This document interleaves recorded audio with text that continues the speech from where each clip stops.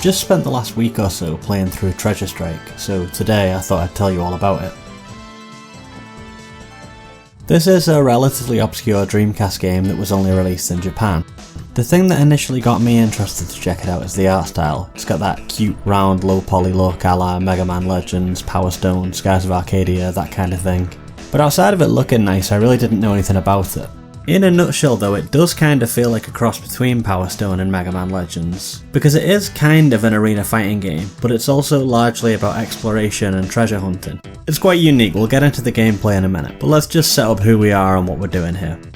The opening text scroll tells us about this famous pirate called Flower John, and he's hidden some sort of mysterious will that our character's interested in finding.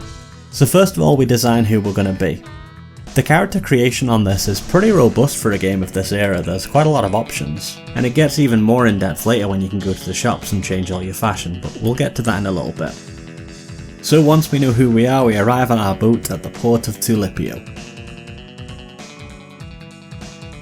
And as soon as we arrive, we meet this strange dude called Buffalo, who gets the vibe that we're a treasure hunter and invites us to go and join the treasure hunting guild on the island. And so, because we are a treasure hunter, we join the guild, and we meet Sir Gilgood, this fella here in the huge green mask flanked by armies of muscly dudes.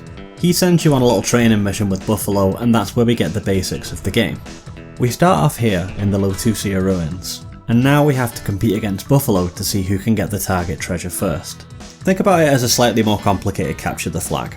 Each level has absolutely loads of treasure chests scattered about. You've got plain wooden ones that you could just open by walking up to them, but then you've also got colour-coded ones where you need to find keys. So red, blue, yellow ones open with the respective keys, and then you get ones that are double coloured. So a red and a blue one, you need to have both those keys, that kind of thing.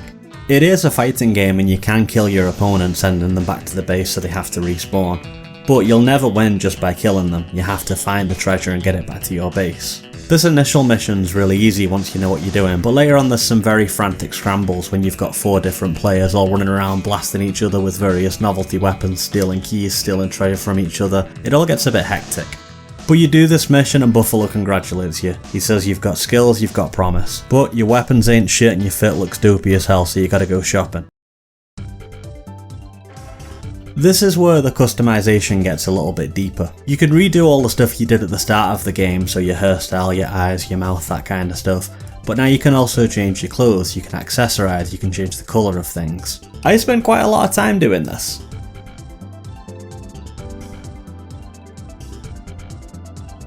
The Tulipio Central Square here acts as your hub, and from the menu you can travel around a little bit like a tactics RPG to different locations, talk to different people, that kind of stuff.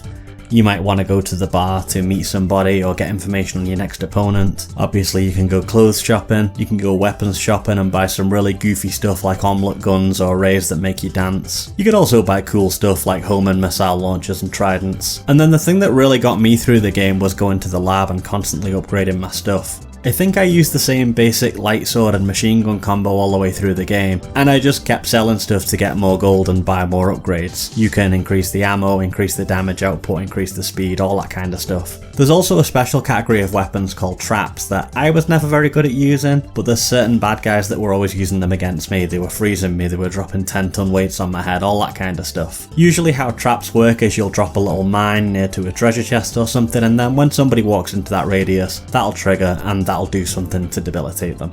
But the flow of the game essentially is doing battles, upgrading your gear, doing more battles, and there's a story wrapped around that. You meet a kooky cast of characters, Desert Bandit, Psycho Sailor, Horny Pirate, all the classics.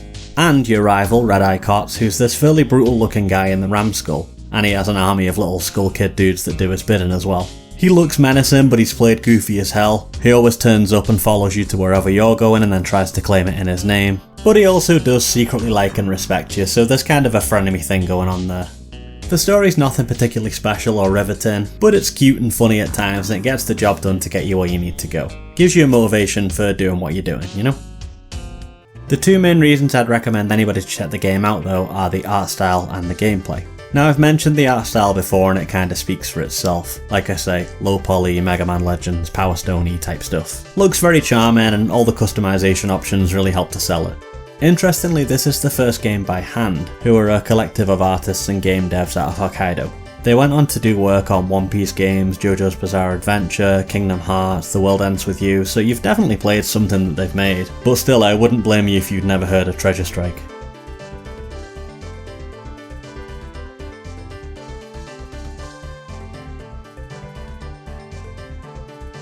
The gameplay here is very fast paced and frantic. Not only are you trying to get the target treasure before your enemies, but there's a bit of a push your luck element with the game, because as long as you can hold onto the keys you can open all the other treasure chests and you can keep running back to your base and stocking up.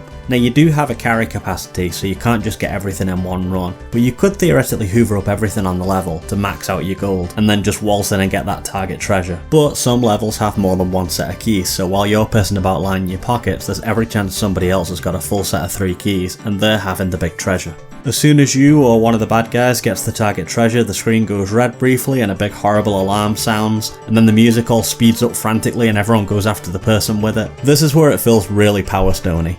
If you've played Power Stone, and if you've not, go and get the Capcom Fighting Collection 2 and check it out, you'll know that feeling of nearly completing a set of 3 Power Stones and somebody coming and punching you and stealing one, and then you run and punch them and steal them because you don't want anyone to transform into the final form. There's a lot of that going on here. The game's almost entirely that, if I'm honest. On some of the bigger stages you can start to feel a little bit chill because you'll get rooms where there's no bad guys roaming around, so you could just hoover up treasure chests and start to feel a little bit calmer. But ultimately it does all end up in a big kickoff and somebody's got to get that treasure and take it back to their base.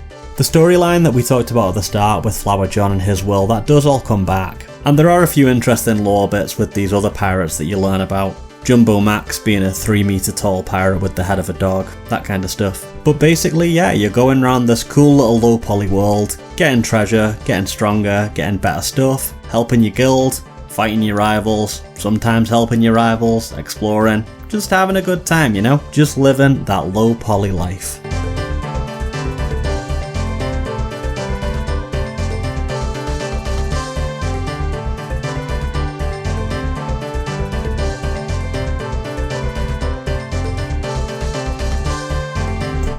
And that's Treasure Strike, folks. A lovely little game that I highly recommend. I should say as well that if you've been following the channel and you've been enjoying the virtual tour series that I'm doing, I'm not stopping that, I just wanted to do this review while I was thinking of it. I've got more virtual tours coming up. But I should also say thank you very much for watching. I do hope you enjoyed the video. If you did, please do all the customary things and maybe leave me a friendly comment, and I will see you in the next one.